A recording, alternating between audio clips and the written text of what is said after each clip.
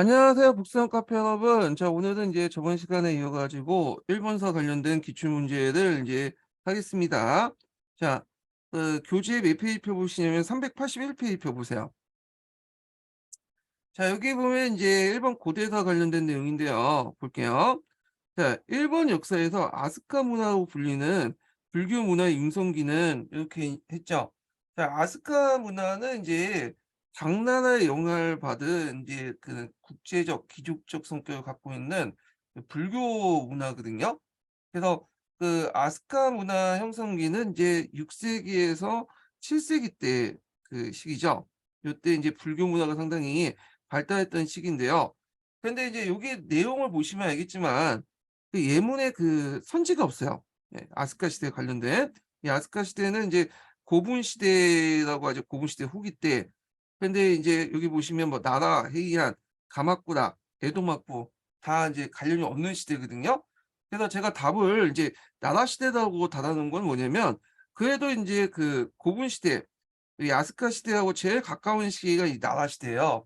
그래서 이 나라 시대가 이제 8세기 때 정도 되거든요. 네, 710년부터 해갖고 794년까지니까 8세기 정도 돼.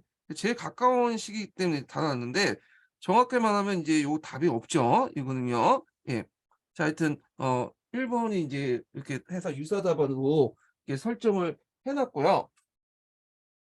그다음에 이제 그 2번 문제 풀어볼게요.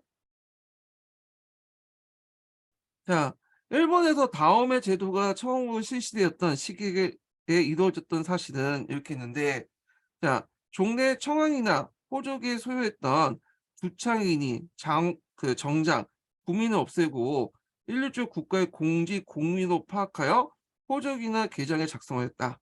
그러니까 이 국가가 이제 이걸 근거로 해서 그 농민에게 토지를 나눠줬다 이렇게 있잖아요. 자, 요거는 이제 어떤 내용이냐면 가입가 계신 때 계신 칙령의 내용 일부예요.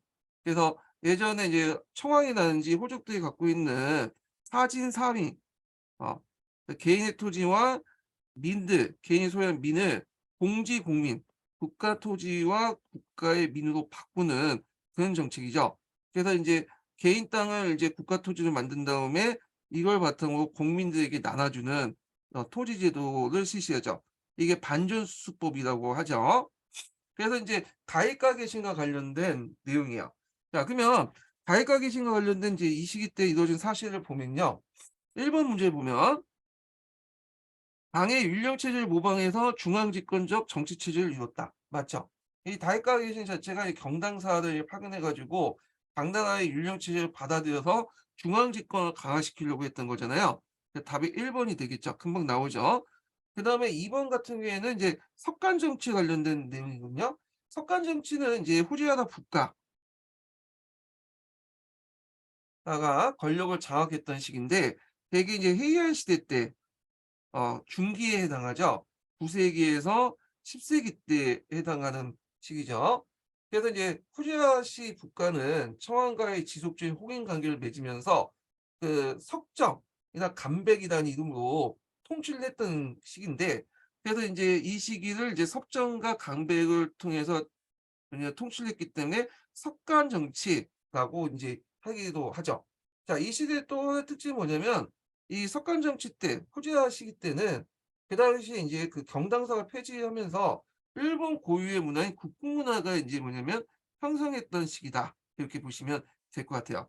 자, 그다음에 이제 3번 같은 경우에 보면 자, 현세적인 이익을 추구하는 이제 그 기수신앙 이 불교 자기의 기복 같은 것들을 그 염원하는 불교에 대응해서 정토 신앙이 유행됐다. 그죠? 이 정토종은 언제 들어왔냐면 헤이안 시대 말기 때 들어왔어요.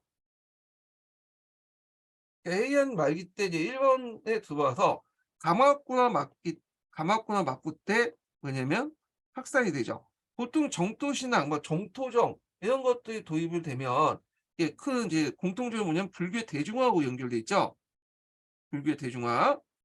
일본도 마찬가지로 이런 정토 신앙, 정토종 관련된 계열의 이제 그 뭐냐면 그 종파들이 불교의 대중화에 큰 공헌을 했다.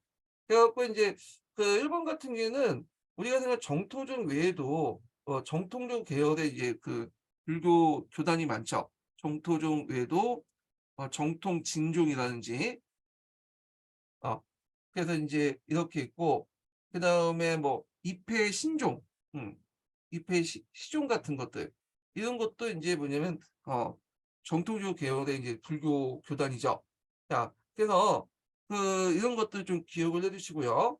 그래서 인제 정통적인 종교, 기존의 그런 교단과 달리 이런 정토종 계열의 교단들은 신불교라고 해서 따로 인제 예전에 그 불교와 구불교와 이제 대립을 했다, 이렇게 보시면 될 것 같아요. 하여튼 여기 시기하고 이제 맞지가 않죠. 한참 후대의 일이고요. 그다음에 호족과 명주는 국사에 대항해 혼란이 일어나면서 무사 집단이 등장했다. 자, 사무라이, 명주, 묘주라고 하죠. 이 등장했던 시기는 해이안 시기 때요. 해이안 시기 때. 자, 그래서 이제 해이안 시기 때 이제 호족과 명주가 등장하고 국사에 대응하면서 자신들의 어떤 땅을 지키기 위해서 사무라이 계층들이 등장하죠. 그래서 앞에서 이제 해양 시대에 들어가면 율령 체제가 붕괴되잖아요. 그러다 보니까 인제 거기 예전에 있었던 공병 체제가 인제 무너지면서 공병 대신에 인제 지방의 치안을 담당할 수 있는 사람들이 필요했다 했고, 이때 이제 호족들이나 이 명주들이 뭐냐면 사무라이들 결성을 하게 되죠. 이 사무라이들이 지방에서 인제 등장을 했다. 또 이들이 이제 성장해서 중앙 권력까지 진출하면서 막부로 인제 막부를 세우게 되죠. 자, 이거는 이제 헤이안 시대 때 얘기니까 인제 앞에 있는 다이카게 신하고 좀 한참 뒤의 얘기죠. 그래서 답이 1 번이죠. 자, 그다음에 3번 문제 볼게요. 자, 일본의 각 시대와 그 문화적 특징을 잘못 연결한 것은 이렇게 있거든요. 자, 여기 보면 나라 시대에 이제 일본 서기가 편찬됐죠. 일본 서기가 편찬된 시기가 720 년이죠. 그래서 덴무청왕부터 해 가지고 겐메이 청왕까지 인제 만들었던 건데, 일본 서기는 중국을 모방해서 만든 편년체 정상 간찬사서예요. 그래서 인제 있고, 그리고 인제 그때 동시에 인제 모도에는 고사기도 인제 편찬됐죠. 고사기 같은 게 일본 청왕가에 대한 역사고, 일본 서기는 이제 일본의 어떤 공식적인 어떤 국가의 역사를 기록을 했다. 일본 서기 외에도 그 외에 일본들 속일본기, 일본 후기 등등 해 가지고 육국사를 인제 만들게 되죠. 예. 자, 하여튼 나라 시대 맞고요. 헤이안 시대는 국풍문화가 발달됐다. 예. 그래서 이제 국풍문화는 후지라 시기 집권기 때 이제 발달됐다고 했잖아요. 그래서 이거 맞고, 국풍문화는 이 뒤에 또 나와요. 자, 그다음에 가마쿠라 막부 시대 때 국학운동이 전개됐다. 자, 국학운동이라는 것은 가마쿠라 막부 때가 아니라 에도 막부 때죠. 에도 막부. 에도 막부 때 인제 뭐냐면 양명강이나 뭐 성리학이나 이런 것들 반발해서 일본 고유의 학문을 좀 연구하자. 그래서 등장한 것이 인제 국학이죠. 그래서 야마토 시대 때 주로 인제 학문들을 연구하죠. 그래서 만년쯤이나 일본 서기 같은 것도 연구하고, 예. 그래서 인제 이런 것들이 국학운동이었는데, 이건 가마쿠라가 아니라 에도 막부 때다, 이렇게 보시면 돼요. 틀렸죠?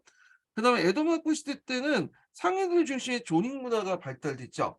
그래서 이제 그 당시에는 상품화폐 경제가 발달되면서 종전의 인제 문화, 에도 막부 이전까지 문화는 무사 중심의 문화였는데, 에도 막부 때부터는 상품화폐 경제가 발달되면서 경제력을 가진, 돈을 가진 존인을 중심으로 한 조직 문화가 발달됐죠. 이 조인이죠. 예.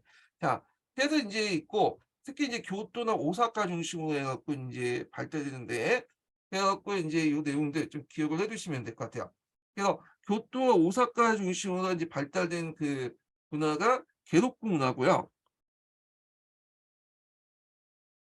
이 게로쿠 문화는 인제 17 세기에서 후반부터 해서 18 세기 초반까지 주로 인제 간서 지역에서 발달된 문화고, 간동 지역에서 문화는 에도를 중심으로 발달된 문화죠. 가세이 문화예요, 가세이 문화.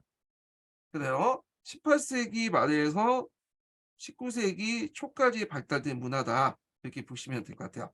자, 그래서 이제 우리가 이제 에도 문화, 조리 문화하면 이제 대표적인 문학 작품으로서 이제 영국의 가부키가 있죠. 가명국인 노카쿠가 있고, 그다음 풍속화가 이제 풍속화 우키요에 이런 것들이 유행됐다, 이렇게 보시면 될 것 같아요. 자, 그다음에 4 번을 보죠. 4 번. 자, 지도는 일본 고대의 주요 도시와 천도 연대를 보여준 것이다. 자, A에서 C까지 설명 옳은 것은 이렇게 있거든요. 자, 요거 제가 이제 그 아틀란사 일본사에서 내용을 좀 정리해 갖고 이렇게 그 표도 만들어 갔거든요. 이렇게 그래서 일본 수도 변천 과정을 이렇게 정리를 쭉 했어요. 그래서 자세한 건 요걸 이제 기준으로 해 갖고 이제 보시면 될 것 같고요. 여기는 문제에 따라서 이제 문제 부분만 이제 풀어 볼게요. 자, 지도에서 보이는 A는 어디냐? 요 A 있죠? 자, 이 A는 이 아스카 노미야. 이 아스카 지역이죠. 아스카. 아스카. 뭐고요. 그래서 인제 있고 그다음에 인제 그 710 년에 겐메이 청왕 때 후지와라쿠 북쪽에 있는 나라 분지에 헤이초쿠로 인제 천도를 하게 돼요. 그래서 인제 여기가 인제 후지와라쿠인데 예. 후지와라쿠는 이제 최초로 교 경을 만들었죠. 경이란 건 뭐냐면 궁정 외에도 그 궁정 주변에 간청과 관련된 시설도 있고 그리고 또 이제 뭐냐면 민가 시설도 같이 있는 걸 경이라고 해요. 보통 경. 예. 그래서 호라고 하죠. 그 후지와라쿠, 헤이안고 그리고 교자가 붙은 경자가 붙은 것들인데 예전에는 미야 궁정만 있었는데 이제 궁정 외에도 간청 시설이라든지 간청 시설을 보조해 줄 수 있는 민가 이런 것도 이제 같이 있는 걸 경이라고 하고 주고 중국의 장항성의 영향을 받아 가지고 인제 만들었다는 거야. 그래서 최초로 이제 후지와라쿠가 인제 여기에서 만들어졌고요. 그래서 후지와라쿠 만든 다음에 다시 나라분지 쪽으로 인제 해 갖고 이제 이동을 했는데 요 지역이 이제 나라분지 지역이죠. 그래서 여기에 만들어진 것이 헤이안 헤이초코죠. 헤이초코. 형성경이라고 하죠. 예. 그래서 여기가 나라 시대에 관련된 내용이고요. 게다가 수도를 인제 그 한 번 더 옮기게 되죠. 그래서 이제 수도를 옮겨 가지고 그 뭐냐면 시로 이렇게 옮기게 되는데 여기가 이제 헤이안고라고 하죠. 헤이안고. 헤이안고. 그래서 수도를 인제 한번 헤이안고로 인제 또 옮겼다. 그래서 요때부터는 헤이안 시대라고 하는데 헤이안고 같은 경우에는 인제 여기가 그 오늘날 동경이야, 동경. 동경. 아 동경이 아니라 그 동경이 아니라 잘 말을 잘못했네요. 예 교토죠. 그 교토. 예. 그래서 교토를 얘기한다. 예. 그래서 한동안 인제 나중에 도쿄로 인제 천도할 때까지 해안이 계속 해안고에 그 청왕이 살았죠. 자 그러면 이제 내용을 볼게요. 자 여기 A는 바둑판 모양의 계획 도시로서 당시 수도 장안을 모방하여 건립했다. 그죠. 자 장안을 모방해서 건립한 도시는 그 뒤에 인제 후지와라고 아 잘못 썼네요. 후지와라고 그다음에 헤이쪼쿠, 헤이쪼쿠는 B죠. 그다음에 인제 여기 헤이안고 이 C죠. 네 그래서 틀렸고요. 그다음에 인제 여기 보면 2 번을 볼게요. "기도 천도하는 데는 석관을 주도한 정치를 원활하게 펼치기 위한 목적이다."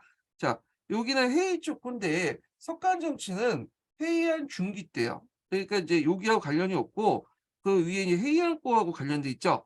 그러니까 이제 요거는 틀렸죠. 시기적으로 맞지가 않아요. 자 그다음 비도 천도한 뒤 일본은 대외 관계를 끊고 고유의 독자적인 국풍 문화를 인제 발전시켰다. 요것도 마찬가지로 헤이안 시대니까 요거하고 인제 상관없죠. B하고 관련 없고 C 헤이 안고하고 관련돼 있죠. 헤이안 시대니까. 그래서 인제 틀렸고요. 그다음에 인제 시도 천도할 때는 귀족과 사원 세력들의 약화를 도모하는 목적도 있었다. 예. 요거는 맞죠. 그래서 이제 헤이안고를 옮길 때 간무청왕 때거든요. 그래서 간무청 때 인제 해양권을 옮긴 목적, 표면적인 이유는 불필요한 간원을 줄이고 재정을 건전한 것을 운영을 목표로 내걸지만 실제로 구세군 후지하다 씨와 이 동대사 같은 이제 큰 불교 세력들을 견제하게 한 거예요. 그래서 수도 천도를 통해서 지방 그 세력들 교체해서 중앙 집권을 강화하려고 했다. 뭐 이렇게 인제 보고 있어요.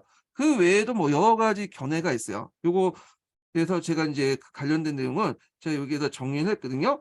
반무청 때 해양권 옮긴 이유에 대해서 얘기하는데 잠깐 이제 참고로 해양권 전에 나가오카코로 잠깐 옮겼는데 여기에서 여러 가지 문제가 있어 갖고 이제 해안가로 옮겼거든요. 그래서 나가오카코도 지도상에 요 보여요. 여기 시로 옮기기 전 때 이제 784년에 여기 잠깐 옮겼는데 여기에서 여러 가지 뭐 홍수도 일어나고 불길한 것들이 많아 가지고 요쪽으로 인제 10년 만에 해안가로 옮긴 거예요. 예.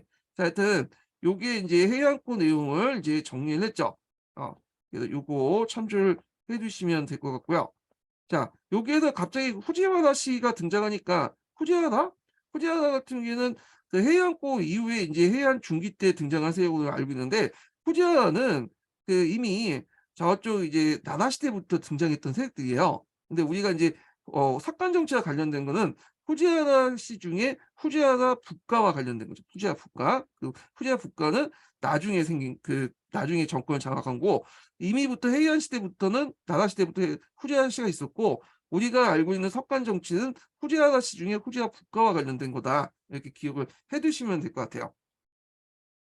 자, 그다음에 시에서 외양이 다이카게 시를 단행하여 당해 제도를 봄던 중앙 집권 체제를 수립했다. 아니죠. 해양과와 관련된 거 없고 요거는 이제 여기 이제 그 뭐와 관련된 거냐면 오사카와 관련돼 있어요. 원래 이제 수도도 기존의 아스카에서 작가이 오사카로 이제 이동을 했었거든요.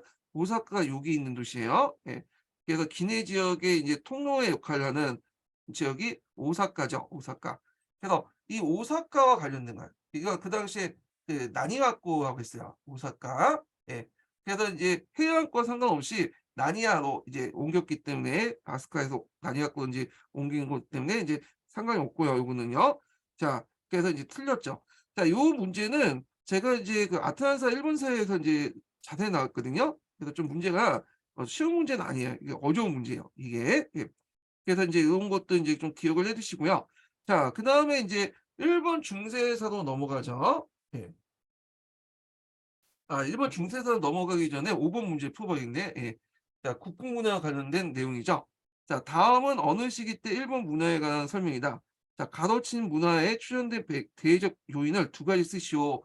요 있는데 벚꽃은 일본의 그 종류가 가장 많은 일본의 국화이며 고대 일본의 하가 곧 벚꽃을 지칭한다. 한편 매화는 중국의 원산지이며 중국에서 일본어 도래했다고 본다. 나라 시대에 편찬한 만유슈에는 매화를 읊은 노래의 수가 압도적으로 많지만 후대에 편찬한 복기와 구슈에서는 매화보다는 벚꽃을 소재한 노래들이 많이 등장한다. 그러니까 이제 벚꽃을 상징한 것은 이제 일본 거고 매화를 상징하는 건 중국이잖아요. 그러니까 문화의 중심이 중국에서 일본으로 넘어갔다. 이걸 이제 상징적으로 보여주고 있죠. 자, 이러한 변화는 모해의 출현을 보여주는 사례일 수 있다. 자, 여기 가로 안에 들어갈 것은 뭐냐면 국풍이죠. 국풍. 국풍 문화와 관련된 거예요. 그래서 9세기 때 후지나라 국가가 이제 통치했다에 이제 했던 국풍 문화와 관련된 내용이자 자, 국풍 문화라는 거는 여기 보면 국이라는 나라 국자죠. 일본이는 의미고 풍자는 이제 뭐냐면 이제 바람 풍자인데 바람 풍자는 바람 외에도 인제 뭐냐면 문화라는 의미가 있어요. 이 문화. 그래서 보통 강풍할 때 보니까 중국의 문화라는 의미잖아요, 풍자가. 그래서 인제 이 국풍 문화가 왜 형성됐냐?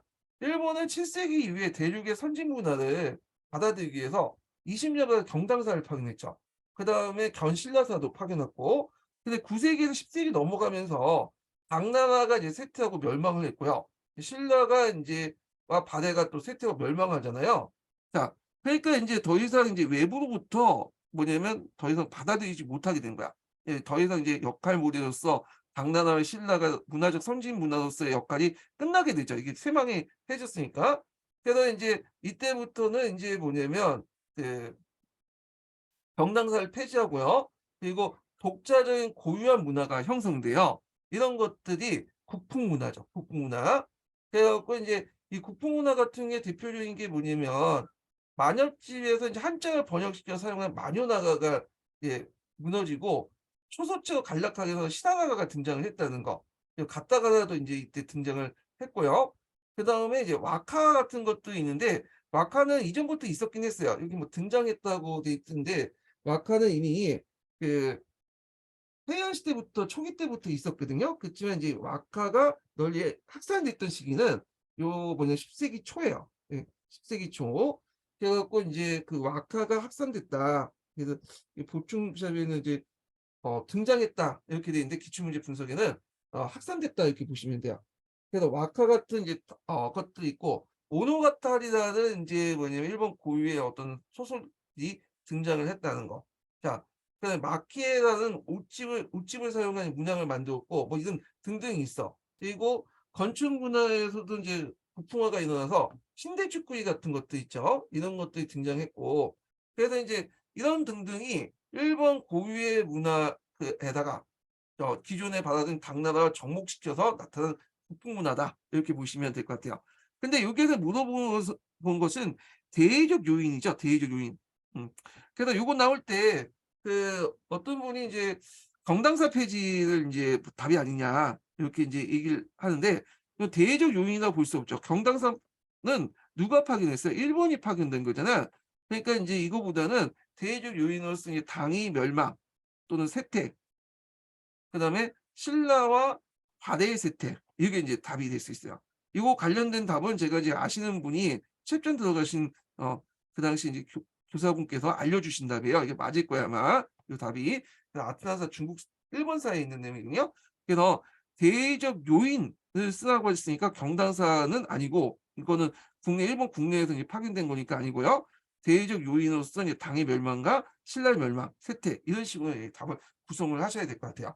자, 그래서 이 국뽕문화의 이제 어떤 대외적 배경이 나왔으니까 다음에 문제 나올 때는 국뽕문화의 뭐 중요한 요소들, 대표적인 요소들이 뭔가 나올 수 있겠죠. 이런 것도 외워 두시고요.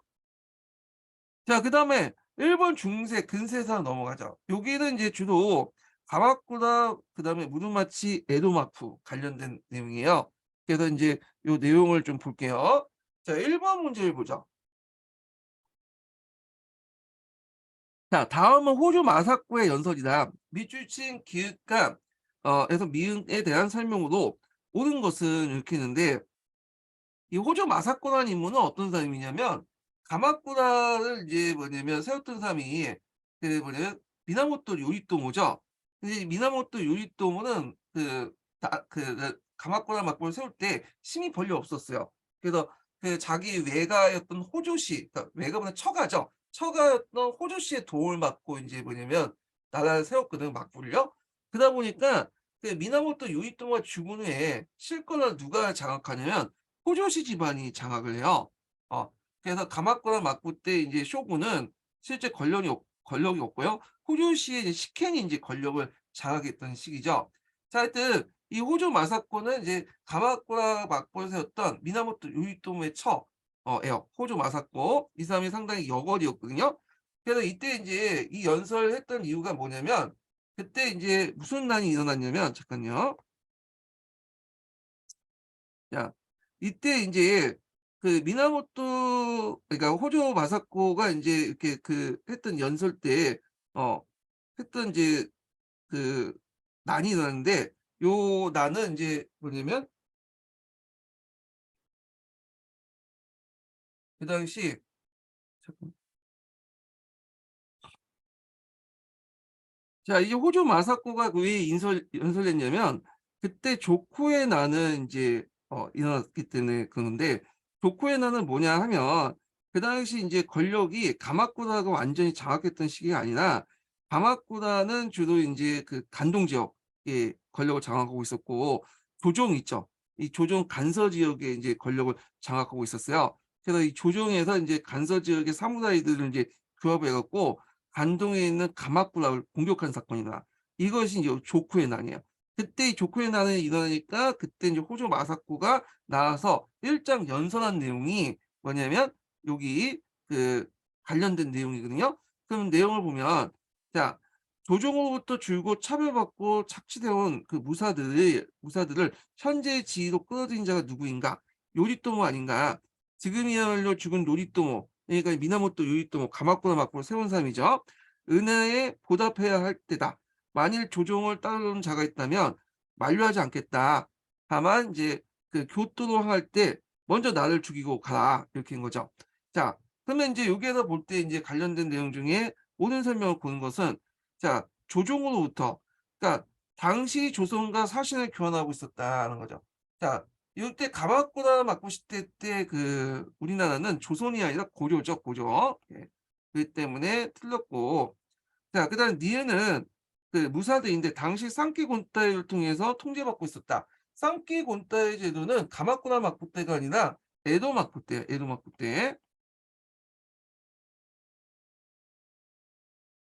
자, 그다음에 디귿을 보면 그 요리토모. 자, 그 정옥시대 분열을 종속시키고 종시 일본을 통일했다. 이거는 이제 도요토미 시대 것이죠. 미나모토 요리토모는 가마쿠라 막부와 관련된 내용이고요. 그러니까 요거 틀렸죠. 자, 그다음 가마쿠라 막부의 초기에 혼란을 처해졌다. 네, 맞죠?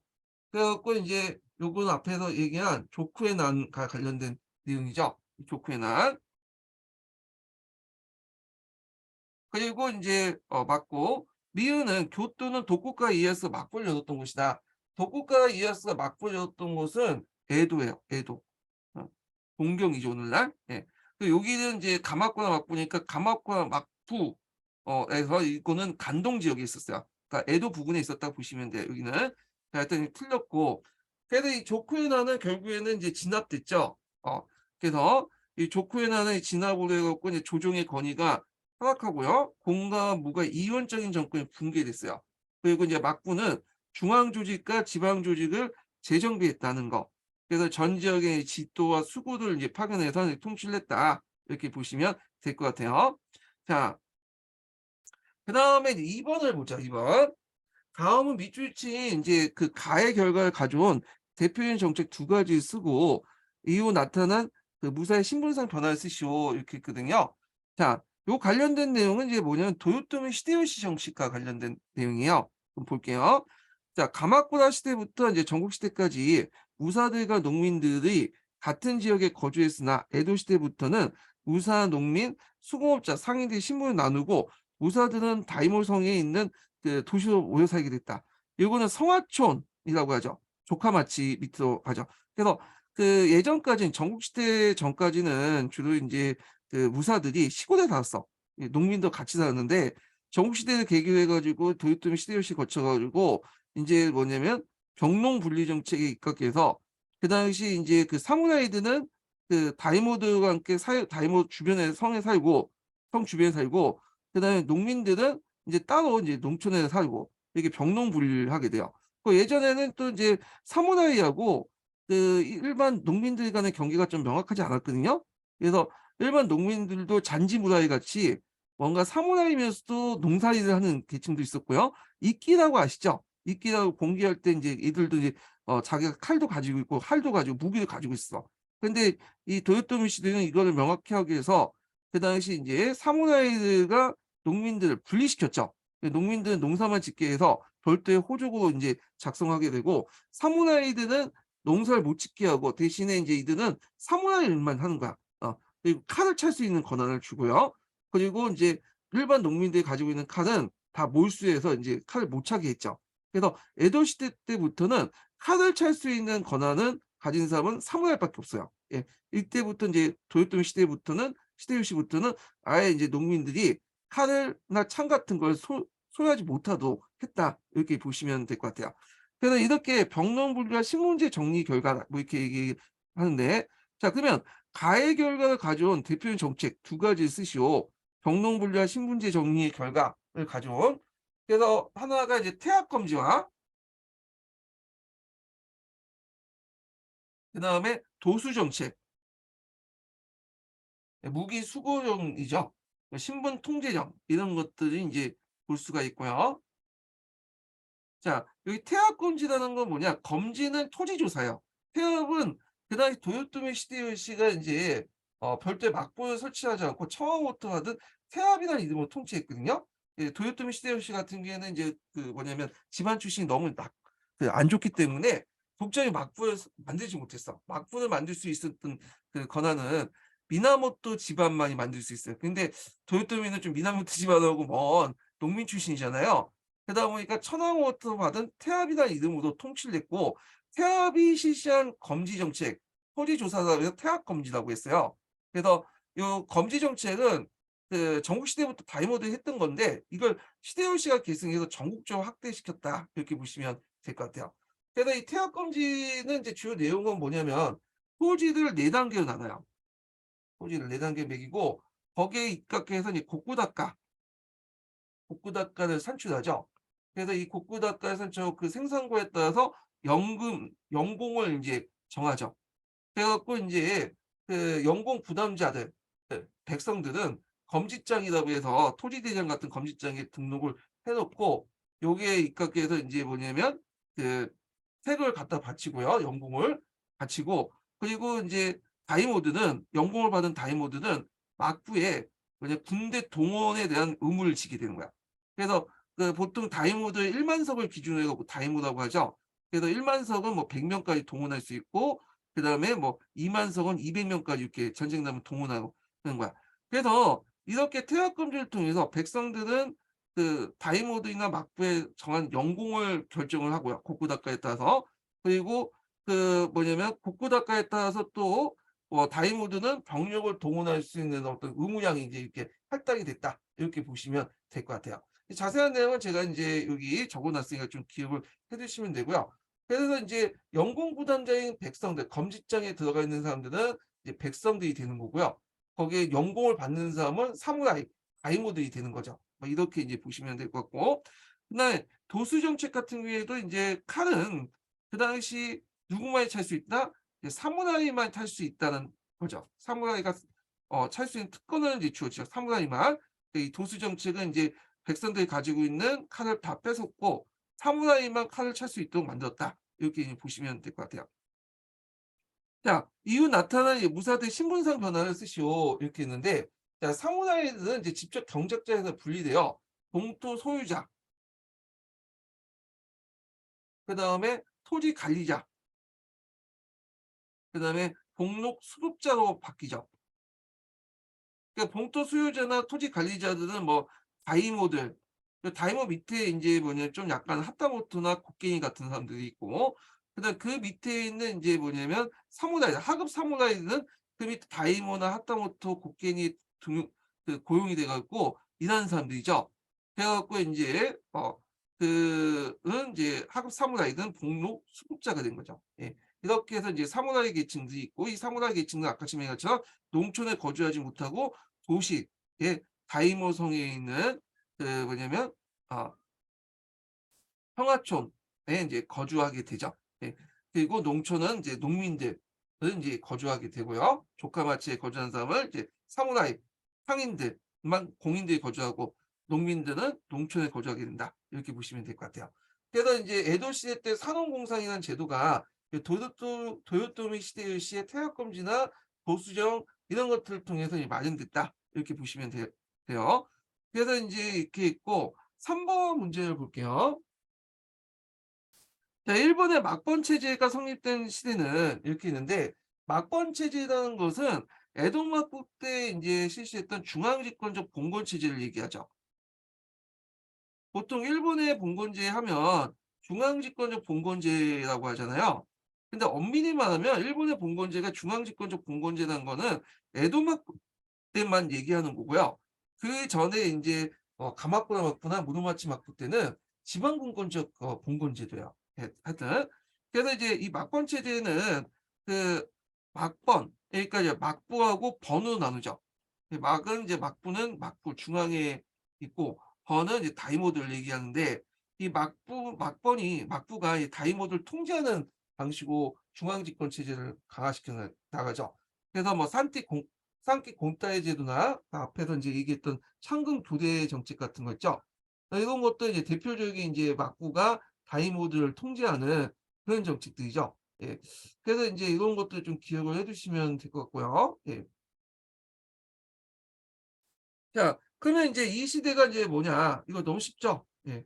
여기 독고가 시대 때 에도 막부와 관련된 거고 그다음에 가마쿠라 무로마치 막부는 중앙 집권적인 봉건제가 아니라 지방 분권적인 봉건제다. 이렇게 이제 지방 분권적인 봉건제다. 이렇게 기억을 해 두시면 될 것 같아요. 자, 그다음에 이제 4 번을 보죠, 4 번. 자, 4번 문제 보면 다음은 일본에 있었던 언어 개혁에 관한 글이다. 그래서 가의 명칭과 그다음에 나의 구체적인 내용을 쓰고 과에 들어갈 번외이든가 나아가 지칭한 사건을 각각 쓰시오 이렇게 했거든요. 자, 요거 관련된 내용은 뭐냐면 이제 에도 막부 시기 때 그 당시 인제 사회 경제적 변화로 이 막번 체제가 동요가 일어나요. 그래서 화폐 경제 확산 등으로 해서 무사 계층이 이제 군피화되고 그리고 이제 다이모나 사무라이 계층들이 금융업자들부터 채용된 이제 채무 때문에 채무가 증가되고 여기 경제적인 어떤 타격을 받게 되거든요. 그래서 막부와 번진에서 이 난국을 수습하기 위해서 개혁을 하게 돼.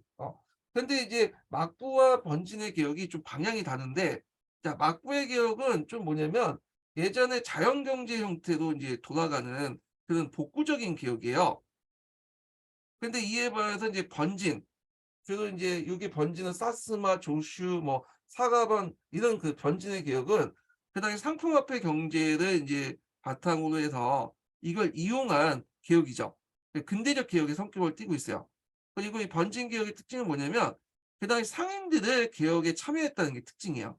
그리고 서양의 어떤 기술이라든지 이런 무기 같은 것도 받아들이고 그 막부의 개혁은 좀 복구적인 개혁으로서 좀 시대에 뒤떨어진 개혁인데 반해서 이 번진 개혁은 상품화폐 경제를 바탕으로 한 개혁이었다는 게 좀 특징이에요. 예. 그래서 여기에서 물어보는 것은 그 당시 막부 개혁하고 번진 개혁의 차이점 이렇게 이제 물어보고 있거든요. 자, 막부 개혁은 크게 이제 세 가지 개혁이 있죠. 교우 개혁과 그다음에 이제 간세 개혁, 간세 개혁이고 그다음에 덴보 개혁, 첨보 개혁이라고 하죠. 여기에서 그 3 단계를 거쳐서 이제 이루어지고 있고 중간에 인제 뭐 다뉴마 개혁이 있는데 이건 막부 개혁의 이제 특징보다는 좀 약간 벗어나서 일단 제외시켰고요. 그래서 3대 개혁이 있었다. 그럼 여기에서 인제 물어보는 그 개혁은 뭐냐면 미진이 다락고니 여기에 이제 노중, 수야, 충방이라고 되어 있는데 요걸 인제 미진이 다다꼬니라고 인제 하는 사람이에요. 이 노중이라는 건 막부의 인제 간직 이름인데 어느 나라 총리 정도 되는 간직이야. 그러니까 미진이 다다권이라는 그 총리가 막부 최악의 개혁은 이개혁. 이개혁은 뭐냐면 덴포 개혁이죠. 마지막 개혁. 덴포 개혁을 했다. 근데 이제 그 이 덴포 개혁은 상당히 복구적인 성격을 띠고 있다. 그래서 종전의 어떤 자연 경제 형태로 이제 돌아가는 그런 형태죠. 그래서 물가를 고정시키고 뭐 막부의 진출을 감축시키고 무사에 대한 부채와 탄감, 풍수의 숙전과 뭐 감량록, 상회되는 대책 등을 통해 사회 안정을 추구하려고 했다는 거죠. 그러면 요게 상회되는 대책 그 이거 있는데 인제 여기에서 물어보는 게 가의 명칭이죠. 가의 명칭은 아까 인제 막발 최후의 개혁이니까 이거는 덴포 개혁이라고 이제 적으시면 돼요. 덴포 개혁. 그다음에 인제 상인에 대한 대책. 덴포 개혁에서 인제 그 상인에 대한 대책은 뭐냐면 그 당시 물가가 상승하니까 이 물가 상승을 그 당시 인제 미주의 다닥군이 어떻게 봤냐면 이 가부나카마 때문에 그렇다. 이 가부나카마라는 것은 이제 독점권을 가지고 있는 상인 집단 때문에 그렇다. 그래서 이 독점권을 가지고 있는 상인 집단을 해산하면 물가를 잡을 수 있다. 이렇게 인지하죠. 그래서 일반 상인과 그다음에 그 제향 상인들에게 그 뭐냐면 자유로운 경쟁을 해 가지고 물가를 낮추려고 했어요. 독점 상인 집단을 해체하고 그다음에 일반 상인과 제향 상인들에게 자유로운 경쟁을 유도해 가지고 물가를 뭐냐면 낮추려고 했는데 그게 잘 안 됐죠. 뭐냐면 이제 물가가 오는 게 가분할가의 독점도 있겠지만 그 뭐냐면 질이 낮은 화폐가 대량 주주나 그다음에 상품 유통 과정의 그 복잡성 때문에 그런 것도 있거든요. 그래서 물가를 제대로 잡지 못했어요. 오히려 가분할가한테 이제 여러 가지 독점권을 주면서 영업세 같은 걸 받아들여서 이제 그 에도막부의 어떤 그 재원이 됐는데 그걸 받아 먹지 못하니까 이제 안 되겠다 해 가지고 그 다시 가분할가를 인제에게 독점권을 주는 방식으로 다시 예전 방식으로 돌아서게 되죠. 예. 그래서 가분할가를 복귀를 시켰다. 독점 상위 집단을 복귀시켰다. 이렇게 보시면 될 것 같아요. 결국에는 인제 이 덴포 개혁은 실패하게 돼요. 근데 이에 반해 변전 개혁 같은 경우에는 그 당시 좀 나름대로 성공을 했죠. 그래서 번전 개혁의 성공한 케이스 중에 하나가 인제 사스마 변화고 조수변이죠. 사스마는 인제 어딨냐 큐슈 남부 지역에 있었던 편이고 조슈는 인제 여기 보통 이게 센토나이카라고 하죠. 여기 들어가는 요촌이 이제 조슈변이에요. 시모노세키 있는데 딱 요충지에 있죠. 교통의 요충지에. 자, 그래서 이제 근데 이 사스마하고 조슈변은 토자마변이에요. 그래서 토자마변은 에도막부가 만들어질 당시에 이제 먼저 그 에도막부에 충성을 맹세한 게 아니라 세키가와르 전투 이후에 이제 에도막부가 이제 막 이제 다리에 딱 붙이고 나서 그때 눈치 봐서 나중에 에도막부에게 충성을 했던 변들이기 때문에 에도막부들이 이런 변들을 좀 못 믿었어. 그래서 이들 변들은 병방에 배치시켰고 했거든요. 그리고 이들 변들은 이제 중앙 권력에서 좀 소외됐던 그 변들이에요. 자, 하여튼 그래서 이제 사스마와 조스변들이 이제 나름대로 성공을 했다. 이렇게 보시면 될 것 같아요. 그래서 인제 여기에서 인제 반면부터가 인제 번진개혁인데 여기 보죠. 반면 이 기간에 일부 서남 그 웅변들, 사스마와 조슈변들은 번정개혁에 성공했다. 그중에 장주변은 상품의 위탁 판매와 하간 해역, 그러니까 장주변이라는 건 여기 있는 변이에요. 여기 이제 센토나이카에 지나갈 때 인제 있던 여기 변이죠. 여기 어디야? 여기 지역. 요 지역이 장주인데, 자, 그래서 인제 그 조슈변을 얘기해요. 장주변을. 그래서 해협에 이제 하간의 해협에 통과하는, 얘가 센토나이카 쪽을 이렇게 통과하는 진흙에 어 지나는 선박과 항우를 가세하는 방식으로 했고, 다는 이제 어디냐면 사스마변이에요. 사스마. 네. 사스마변은 여기 있는 변이죠. 예, 큐슈 남쪽에 있는 변인데, 자, 유구는 오키나와죠. 오키나와를 통해서 중국과의 교육을 촉진하는 한편 사탕수수에 대한 전매제를 실시하는 방식으로 재정을 확보해서 군비를 강화함으로써 막부 말기에 전국의 주도권 역할을 했다. 이렇게 있죠. 그래서 이제 여기에 들어간 다해변은 사스마변이다. 그 사스마변은 알 수 있는 게 유구를 통해서 했다. 그러니까 유구는 오키나와죠. 오키나와. 지금 오키나와인데 예전 유구왕국이 있었어요. 그 유구왕국이 이제 오래전부터 명청 시대 때 조공을 해왔거든요. 근데 일본은 그 당시 조공무역을 못했죠. 그러니까 이제 유구왕국을 정복했던 사스마병이 유구를 완전히 멸망시키지 않고 형식상 남겨두고 유구를 통해서 중국과 조공무역을 했다. 이렇게 보시면 될 것 같아요. 유구왕국이 이제 공식적으로 멸망한 거는 나중에 메이지 유신 이후에 이제 일본의 중앙정부가 유구 왕국을 멸망시키고 정식 오키나와 현을 편입시키죠. 예. 자, 그래서 이제 그 당시에 유구는 사스마 변화하고 청나라 간에 있는 이중적인 어떤 통제를 받고 있었다. 이렇게 보시면 될 것 같아요. 예. 그다음에 이제 이들은 이 개혁을 계기로, 그러니까 사스마분과 조수변을 계기로 해서 웅중의 막정의 주도권을 쥐고 후에 그 막부를 타도하고 신정권을 수립하는 데 큰 앞장을 섰다. 이거는 이제 사스마변하고 이제 조슈변을 중심으로 해 갖고 인제 했던 다이카 계신이죠. 다이카 계신. 아니, 다이카 계신한다. 메이지 유신이죠. 메이지 유신. 메이지 유신이 인제 이 두 개의 변을 중심으로 해서 사스마변과 조슈변을 중심으로 이루어졌다. 이렇게 보시면 돼요. 그래서 이 문제는 이제 변정 개혁하고 그 당시 이제 어떤 개혁이야? 그 막부 개혁에 이제 비교를 하면서 이제 했던 내용들이다라고 보시면 될 것 같고요. 그 번정 개혁과 막부 개혁 관련된 내용은 여러분들 좀 기억을 해 두실 필요 있어요. 예. 그래서 인제 이렇게 이제 봤고요. 그다음에 일본 근현대사로 넘어가 볼게요. 1번 문제 볼게요.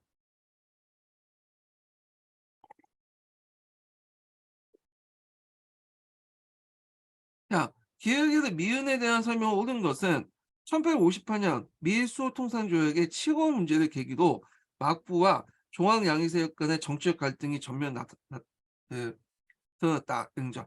자, 1858년에 이제 미일 수호 통상조약을 맺을 때 막부가 그 당시 청왕에게 해도 되냐고 물어봤어, 조약을. 근데 이제 청왕이 거절했는데 이 청왕이 거절한 거에도 보고 막부가 그냥 무시했고 그냥 뭐냐면 조율통상 조약을 체결했죠. 그러니까 인제 이거에서 중앙 양의 세력들은 이 이제 막부가 대놓고 인제 청왕의 의견을 무시했다 이렇게 한 거죠. 차라리 그냥 물어보지 않고 그냥 수호통상 조약을 맺었으면 되는데 괜히 뭐 청왕한테 물어봤다가 청왕이 거절하니까 어 청왕이 거절한 걸 보고 무시해 버리고 그냥 맺은 거죠. 그러니까 이제 이게 문제가 됐던 거예요. 중앙 양의 세력들이 볼 때는 건방진 거지. 예. 그래서 인제 중앙양의 세력 간의 이제 정치적 갈등이 전면에 드러났다. 자, 막부는 이러한 움직임에 대해서 안세의 대옥이라고 부르는 강경 탄압책을 대응했다. 그래서 그때 인제 중앙양의 세력들 대규모 수청을 하게 되죠. 예. 그때 요시다 소인이라는 사람도 이제 그때 죽게 돼요. 이 요시다 소인이라는 사람이 상당히 유명하죠.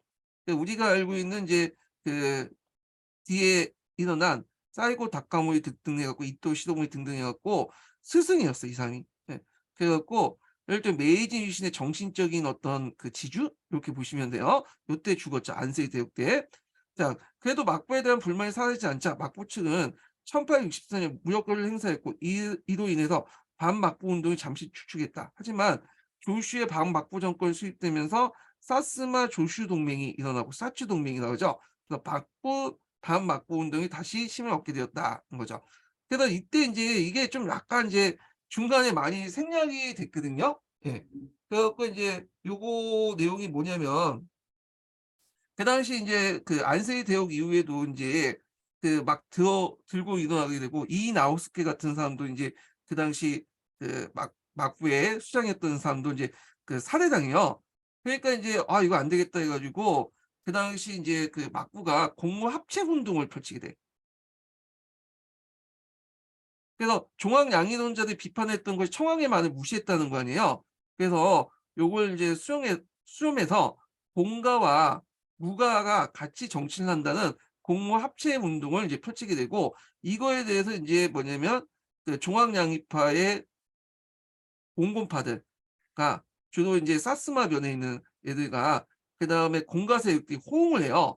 그러다 보니까 인제 그 당시 급진파였던 종황 양의 중에 급진파였던 조슈변과 인제 또 갈등을 빚게 되죠. 조슈변이 인제 이걸 반대했죠. 그래서 막부, 공가, 종황 양의파의 온건파 사스마변이 이제 한편을 해 가지고 조슈변을 공격해. 이게 제1 차 조슈 원정이야. 그래서 제1 차 조슈 원정 때 이제 뭐냐면 그 뭐냐 조슈변에서 급진파가 몰락하고 온건파가 다시 권력을 장악하게 되죠. 그래서 이게 잠잠해진다고 생각했는데 이때 이 조슈본하고 사스마 변에서 외국 세력들과 싸우게 되거든요. 근데 그걸 패하게 돼요.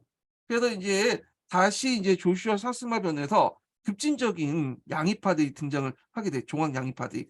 그래서 결국에는 이 조슈본과 사스마 변이 뭐냐면 권력 교체가 일어나죠. 그 온건파가 물러나고 다시 급진파들이 권력을 장악하면서 그 당시 인제 그 막부가 이제 사스마와 조슈 간에 동맹이 형성돼요. 예전에는 인제 그 대립 관계였는데 이게 인제 사스마 조슈 간이 이제 동맹 관계가 형성이 되고 이들 중심으로 반막부 운동을 펼치게 되고요. 결국에는 인제 막부가 제2 차 조슈 정변에서 인제 계속 패하게 되니까 '야 안 되겠다.' 그래서 인제 그 당시 사카모토 노마의 인제 건의를 받고 복국가 중심의 어떤 가문 중의 봉건 연방제를 인제 그 받아들이죠. 그리고 대정봉환을 감행해요. 그 당시 이제 대정봉환을 감행했던 게 뭐냐면 이 앞에 있었던 고다이고 처왕이 죽고 새롭게 메이지 처왕이 어린 처왕이 등장하거든요. 그러니까 이제 메이지 처왕한테 권력을 남겨준다고 해 놓고는 실제로 그 뒤에서 복국가에서 그 여러 인제 뭐냐면 다이모들을 거느리고 자신의 중심으로 정치를 해 보려고 했던 거야. 이게 봉건 연방제 계획안인데 그런 일환에서 대정봉환을 했는데 이거에 대해서 방막부 세력들이 좋아할 리가 없겠죠. 그러니까 이제 사스마 조스 같은 이제 번들이 들고 일어나서 결국에 왕정 복구 쿠데타를 통해서 막부를 몰아내죠. 예. 그래서 막부는 이제 몰아내고 나서 이제 막부하고 막부의 자녀 세력들하고 1년 동안 보신 전쟁을 거쳐 갖고 결국에 막부가 이제 완전히 타도되게 되죠. 요 과정인데 자 요 내용은 인제 그 개항 이후부터 해 가지고 여기 인제 뭐냐면 그 메이지 유신 전까지 이런 에도 막부가 이제 몰락하는 그 과정에 대해서 관련된 내용이에요. 예. 자 그러면 인제 여기는 옳은 것을 고른 거니까 인제 한 번씩 볼게요. 자 기획의 주요 내용은 시모다와 하코다타 계약, 제한 무역의 허용, 영사 주재 허용 등이다. 이렇게 있죠. 자, 여기 보면 인제 그 미일수호 통상 조약이 있는데요. 무일수호 조약은 요코하마, 가네가와, 나가사키, 호구 같은 5개 통상을 허용하고 있고요. 개항장에서 미국인의 거주, 상업 활동에 의해서 외국인이 에도와 오사카 거주를 허용하고 있고 영사재판권, 강세 자주권 상실 같은 것들이 있어요. 자, 그래서 상당히 이제 뭐냐면 불평등한 조약인데 근데 인제 여기에서 인제 그 내용은 어 미일수호 통상 조약은 그 내용이고요. 여기에 있는 내용 있죠. 시모다 하코다타 개항하고 제한무역 허용, 영사 주재 허용은 요거는 미일수호 통상 조약의 내용이 아니죠. 요건 아니고 그 전에 맺은 미일 하친 조약의 내용이야.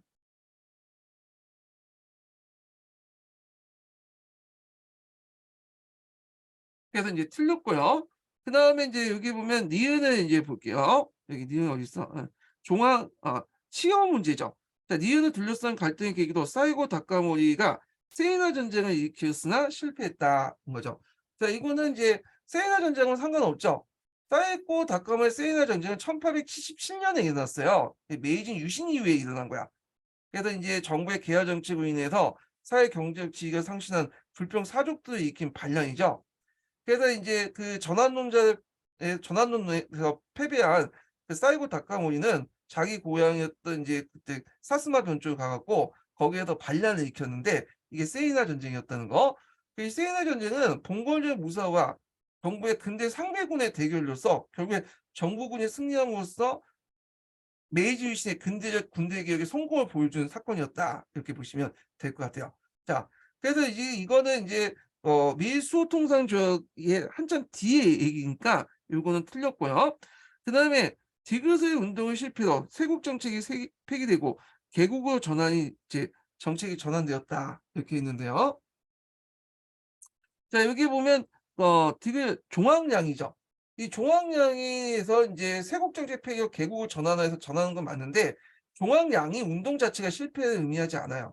종황량이 운동자들은 양의를 버리고 존왕을 내세웠죠. 양의는 버리고. 그래서 얘네들 계기가 인제 뭐냐 사스마병과 조수변이 그 당시 인제 그 외국 세력과 한번 싸우거든요. 예. 근데 요게 패배를 하면서 이제 양이 오랑캐를 인제 뭐냐면 물리치는 것보다는 차라리 오랑캐 문화를 받아들여서 그 타막 하고 종황을 내세우겠다. 이렇게 한 거야.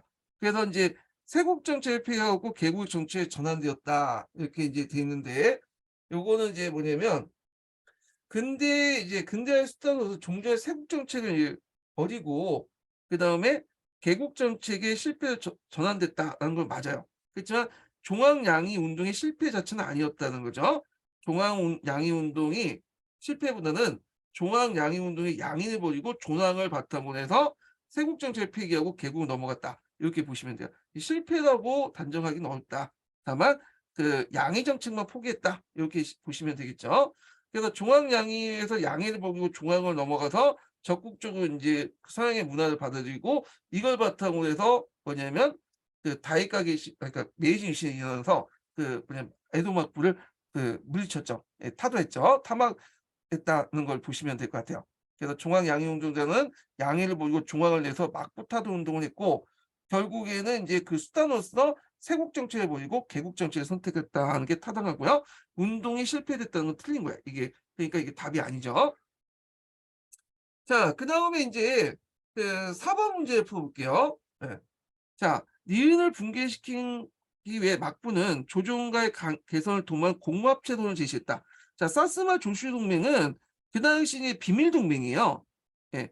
그래서 사카모토 노마가 인제 중재서 갖고 이제 는 비밀 동맹이기 때문에 그 동맹에 맺을 당시에 에도 막부는 몰랐어. 이거는.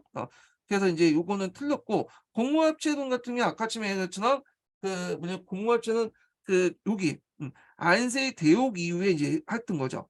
예. 이 공모합체는 그래서 틀렸고 자 5 번을 보면 사카모토 로마 등이 제안한 평화적인 정권 이양 계획에 따라 진행했다. 맞죠? 예. 그래서 이 사카모토 로마의 견인을 받아서 청왕의 권력을 넘겨준 대종봉화를 실시했는데 거기에 꼼수가 숨어져 있죠. 어차피 어린 청왕이 정치를 못하니까 막부가 인제 그 여러 다이모들을 그 모집을 해 가지고 그 뭐냐면 "정치를 하자." 뭐 이런 식으로 인제 한 거야. 그래서 권력은 넘겨준 것처럼 하지만 실제 정치는 독고가 과목이 하려고 했다. 이렇게 보시면 되겠죠. 자, 그다음에 인제 요 내용들 보시면 되고요. 그 2번 문제 볼게요. 다음에 밑줄친 기역의 조약의 명칭을 쓰고 밑줄친 니은의 사항이 처리된 이유를 한 가지 쓰시오. 이렇게 있거든요.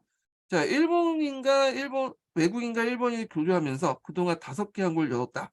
자, 그래서 5개 항구를 열었다는 데서 이미 딱 나오죠. 그래서 요코하마, 가네가와, 나가사키, 호구 등등 5개 항구를 열었고요.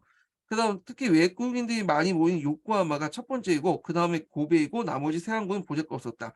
미국과 맺은 이 조약에서 앞에서 이 5개의 항구가 이제 나왔다니까 미국과 맺은 조약은 요거와 관련된 거죠. 조미일 수호 통상 조약이라고 볼 수가 있죠. 음. 미일 하친 조약은 2개인데 요거는 5개잖아요. 예. 그래서 이제 정해진 바였던 항구마다 거류지를 설정했고, 이 거류지를 조계라고 해 보통. 그래서 조계는 이제 한 중에 같이 이제 공통적으로 있죠. 그래서 내외국내 주거지를 경계를 두고 외국의 여행 범위를 한국에서부터 사방 100리를 주냐. 이거 어디에서 많이 듣던 소리죠. 예. 간행이정도 우리만 있었던 게 아니야. 예, 상하이라든지 중국이나 일본도 다 이런 것도 있었어요. 자, 이 조약 후 미국은 손해를 보지 않는 반면 일본은 충분한 이익을 취하지 못하고 체면을 지킬 수 없다. 자, 이렇게 이제 해서 이제 했는데, 자, 그 니은의 이유를 쓰시오. 자, 니은의 상황이 초래된 이유를 쓰시오. 이렇게 했거든요. 자, 이 조약, 그러니까 이제 미일수호 통상조 때 미국은 손해를 보지 않는 반면 일본은 충분한 이익을 취하지 못했다. 체면을 지킬 수 없었다. 그러니까 손해를 봤다는 거지. 쉽게 말해서. 그럼 미국한테 일본한테 불리했던 게 뭐냐, 이 조약이. 이 조약 자체가 이제 뭐냐면 불평등한 조약이에요.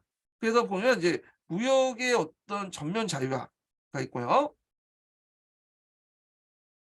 그다음에 이제 협정 관세. 자주권, 그러니까 협정 관세라는 것은 그 관세는 있지만 관세를 이제 상호 간에 양해하되 미국하고 이제 뭐냐면 조약을 맺어 갖고 미국하고 협의하에 결정해야 되는 거죠. 그러니까 이 협정 관세 자체가 관세 자주권 관련된 것을 침해했다. 이렇게 보시면 될 것 같아요. 자, 그래서 내용을 좀 보시면 될 것 같고. 자, 그래서 이제 요런 내용도 이제 보시면 돼요. 자, 그다음에 이제 뒤에 나온 거 3 번을 볼게요. 3 번. 자, 메이지 유신 이후에 실시한 근대화 정책과 관계가 적은 것은 이렇게 있는데 답이 딱 나오죠. 대전봉안. 이거는 이제 메이지 유신 이전까지 독국가 에도막부에서 이제 내걸었던 거고, 해방치원 같은 경우에는 이제 여러분들 알다시피 번을 없애고 거기에 선을 설치한다는 거잖아요. 그래서 인제 이 패번치어는 이제 메이지 유신 개혁 때 관련된 내용이고, 그다음에 3 인평등. 그래서 공가, 다이모 하족, 일본 무사 사족들, 평민들이 이렇게 4 개의 신분을 분류하고 새로운 통일 구조에 똑같이 편성하면서 법적으로 3 인평등을 이뤘다. 이런 게 있고요. 그다음에 지조 개정 같은 경우에는 인제 국고다가가 아니라 지가세 기준에 3% 부과하는 그런 법이죠. 그래서 안정적인 세 수입을 확보하기 위해서 이런 지조법 같은 걸 만들었다. 이렇게 보시면 될 것 같아요. 그래서 이제 메이지 유신 개혁 관련된 내용을 이제 왜 다른 걸 쓰시면 되겠죠. 금방 찾죠. 대정공안. 예. 요거 하나하나 자체가 시험 문제 나올 수 있으니까 이제 파악을 해 두시면 될 것 같고요. 자, 그다음에 인제 요게 보면 4번 문제 볼게요. 다음은 메이지 유신이 시작과 함께 발표한 5개조 청항 어서문의 내용이다. 읽고 물음에 답하시오. 이렇게 했거든요. 자, 요거는 이제 뭐냐면 왕종복고 선언 이듬해 1868년 3월 14일 날 공포한 5개조 조서문이거든요. 청왕이 이제 신에게 맹세하는 형식으로 반포하고 앞으로의 정책 기본 방향을 정한 거야. 자, 여기 보면 A, B, C는 이제 뭐와 관련된 내용이냐면 그 애동막부 때 인제 내었던 공의정체론을 바탕으로 한 거야. 자, 공의정체론은 뭐냐? 그 앞에 인제 그 얘기했던 대정봉안 있죠. 이 대정봉안이 공의정체론을 바탕으로 한 거야. 그래서 이 대정봉안은 인제 권력을 청와대에 넘기고 그다음에 애도막부가 인제 중심으로 해서 여러 다이모들의 의견을 같이 들어가면서 정치를 하겠다. 이게 공의정체론의 주요 내용이거든요. 그래서 인제 이렇게 했는데 이것을 인제 뭐냐면 메이지 정권 이후에 이제 또 다시 뭐냐면 얘기를 했어요. 왜냐면 메이지 유신 과정에서 이제 에도막부가 타도됐잖아요. 근데 이 에도막부가 그 당시에는 중앙정부 역할을 했는데 이 중앙정부의 권한이 약해진 상태에서 새롭게 메이지 정권 중앙정부가 등장했단 말이에요. 그러다 보니까 인제 당연히 이제 메이지 정권 그 메이지 정권이 비록 에도막부를 타도했지만 에도막부가 중앙 권력이 약한 상태에서 인제 메이지 정권이 등장했으니까 지방 장악력이 어떻게 됐어요? 떨어질 수밖에 없겠죠. 그래서 지방의 여러 세력들을 뭐냐면 하나 모을 필요가 있었던 거야.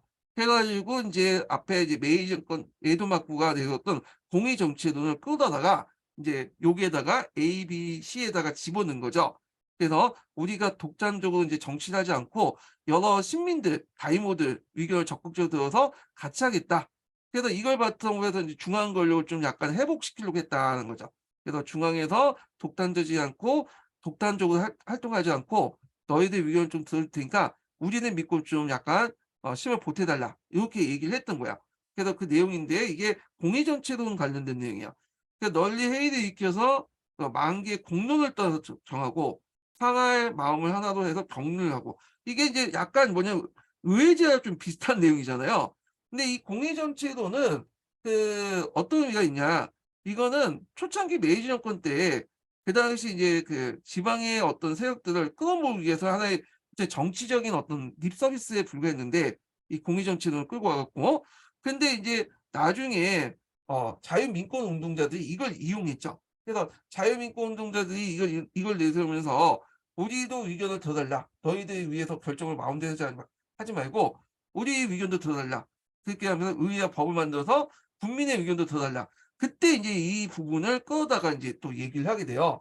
그러면서 인제 나중에 자유민권 운동이나 다이쇼 데모크라시 같은 이권 사상 운동을 정당화시켜 주는 그런 역할을 하고 있거든요. 그래서 ABC의 다수의 언론을 개방하고 참여를 확대한다는 것은 결과적으로 정치적 어떤 변화를 정당화시켰는가 하는 것은 아까 뒤에 있는 이제 자유민권 운동이나 다이쇼 데모크라시에 영향을 줬다. 이걸 정당화시켰다. 원래 의도는 아니었죠. 그 의도가 공의정치론, 에도막국 때 공의정치에 끌어다가 자신의 실추된 중앙 권력을 인제 좀 회복시키고 지방 세력들 끌어모으기 위한 어떤 립서비스에 불과했는데 이게 나중에 인제 그 자유민권론자들의 입장을 볼 땐 요걸 바탕으로 자신의 어떤 것들 를 정당화시켜 주는 법을 의회를 만들고 법을 헌법을 만든 걸 정당화시켜 주는 걸로 이용했다. 이렇게 보시면 될 것 같아요. 자 이거 상당히 어려운 부분이거든요. 근데 예전에 가기부에 나와 있는 내용이 거기 적혀 있는 거예요. 이게 가기부에 그 배울 때 인제 일본 관련된 사료 내용이 있거든요. 가기부 사료집에 세계 사료집에 있는 내용이야. 요 내용이요. 자 4-2 번을 보면 유신 기간에 이루어진 여러 개혁 가운데 구애의 누수를 버리고 그다음에 이제 요거 관련된 D와 관련된 거죠. 그 지식을 세계에 구하고 문제의식 그러니까 구애의 누수를 버리고 지식을 세계에서 구하고라는 문제의식의 전개는 일련의 개혁 운동은 어떤 용어로 불렸는가 이렇게 있는데 요거는 인제 문명개혁론이죠. 문명개혁론. 네, 우리나라에서 많이 들었죠. 그 급진계파들이 내세웠던 문명개혁론. 문명개혁론은 뭐냐? 일본이 그 당시 야만 국가이기 때문에 서양의 문화를 받아들여서 문명화시켜야 된다. 그래서 인제 그 당시 일본 상태를 미개 상태 보고 그 미개 상태 벗어나기 위해 서양의 문명을 적극적으로 수용하려는 흐름들이 이제 문명개혁론이죠. 대표적인 사람이 후쿠자 유키치 같은 사람들이죠. 예. 그래서 인제 이렇게 있고 그다음에 어 4-3번 보면 이와 관련돼서 요거와 관련돼서 당시 지식인들이 주변 국가들에 대해서 어떻게 인식했는지 기술하시오 이렇게 했거든요. 자 당시 인제 그 일본 지식인들이 대인식을 보면 대표적인 이제 볼 사람이 후쿠자 유키지거든요. 이 초기 후쿠자 유키지 같은 사람들은 아시아적 연대론이니 대동학방론 같은 생각을 갖고 있었어요. 그래서 김옥균이나 유기준 같은 이 조선의 계합파들과 또 교류하면서 그들에게 또 영향을 줬고 그래서 일본하고 한국과 뭐냐면 그 조선이 같이 힘을 합쳐서 이렇게 하자. 그래서 서양의 어떤 그 세력들을 물리치자. 그런 생각을 했는데 1884년 갑신전변 실패 후에 이제 완전히 후쿠자의 생각이 바뀌어졌죠. 인제 '조선은 너무 야만 국가다. 이게 안 된다.' 그래 갖고 차라리 타라이kun노 그래서 그 아시아를 벗어나서 군합화 유도부 행하자 일본이. 그래서 이제 서울 열강들이 중국과 일본을 먹기 전에 그게 뭐냐면 일본이 뭐냐면 "아시아 국가를 먹어야 된다." 이런 식으로 바뀌게 되죠. 그래서 인제 이 자유민권론자들 그러니까 후쿠자 이키 같은 자유민권자들은 안으로는 먼저 자유민권을 내세우지만 실제로 바꾸는 갑신전변 이후에는 완전히 뭐냐 제국주의자가 돼요. 그래서 이 아시아 국가들을 야만시하고요. 그다음에 침략의 대상으로 여겼다. 이렇게 보시면 되겠죠. 그런 것들 좀 기억을 해 두시면 돼요. 자 그래서 인제 4번 관련된 문제인데 요 문제도 결국 쉬운 문제는 아니에요. 예. 그래 갖고 인제 하여튼 좀 생각해서 인제 풀 수 있는 부분이고요. 자세한 내용은 제가 인제 그 기출문제 분석에다가 다 적어 놨어요. 제가 자료를 찾아 가지고 적어 놨거든요. 그래서 한번 쭉 읽어 보세요. 예. 그래서 요거 내용도 있거든요. 쭉 읽어보시면 될 것 같아요. 자, 그다음에 이제 그 5번 문제를 이제 풀어볼게요. 5번 문제는 다음 시간에 풀어볼까요? 예, 너무 이게 딱 여기서 끊어야 될 것 같아. 예, 오늘 여기까지 하고요. 다음 시간에 5번 문제 1 번서 다 끝나고 뭐 인도서 좀 더 나가고 하죠. 자, 오늘 강의 듣느라 수고하셨고요. 예, 다음 시간에 뵙겠습니다.